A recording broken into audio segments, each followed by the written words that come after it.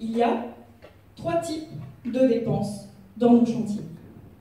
La première phase, c'est la phase où on va chercher à consulter nos partenaires, nos sous-traitants, nos fournisseurs, nos prestataires. La deuxième phase où on va gérer des dépenses, c'est la phase où le chantier commence et on achète. Et enfin, troisième partie, lorsque les équipes travaillent, on va piloter, manager nos équipes quand on est conducteur de travaux. Je passe à la troisième étape.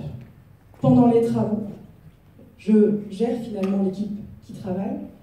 Lorsque je suis une entreprise non connectée, finalement, je planifie mes équipes sur un fichier Excel, très coloré, mais très long, peu collaboratif, et également sur des tableaux Velleda pour organiser les tâches par équipe. Ensuite, je repars d'une feuille blanche et je vais enregistrer à la fin de la semaine, de la journée, le pointage de mes équipes, par chantier, par tâche.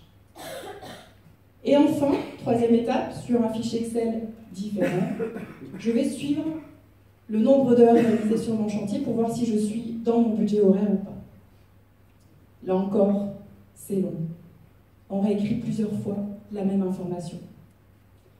Une entreprise digitalisée va travailler différemment. Elle va planifier ses équipes sur un outil collaboratif, numérique.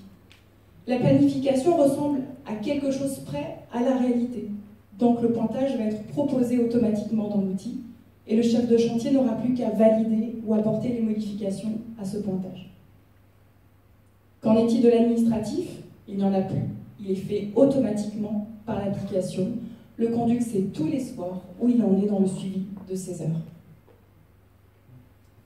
Celui qui parle le mieux de cette application, c'est José, chef de chantier qui l'utilise depuis quelques mois. Il gagne aujourd'hui 3 heures par semaine grâce à cet outil. Globalement, la différence entre une entreprise qui est digitalisée et une entreprise qui ne l'est pas, c'est un gain supplémentaire de 450 heures pour un chantier qui fait 500 000 €, plus 9 000 € d'économie supplémentaire. C'est-à-dire 5% de marge nette supplémentaire pour ces entreprises par rapport à celles qui ne sont pas digitalisées.